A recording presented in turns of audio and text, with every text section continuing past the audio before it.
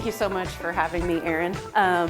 Who here would like to get paid to speak and build their business at the same time? Right?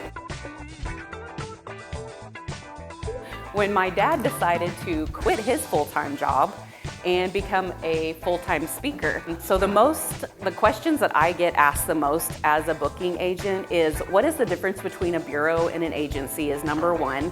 And I did work for a bureau for 8 years. For me, the riches are in the niches. That's one of my favorite quotes because I really feel like if you dive deep into an industry, that makes a big difference. And you become that expert and you get known in those industries, and that's where the money is. I really appreciated what Nona had to say to all of us. It was very clear that I could get booked, that I have the right tools and steps to make that happen. Anyway, as a speaker herself, she knocks it out of the park. She gives you the information you need, easy to understand. She does it in a great way. Not only is she a phenomenal speaker booker, she's a phenomenal speaker.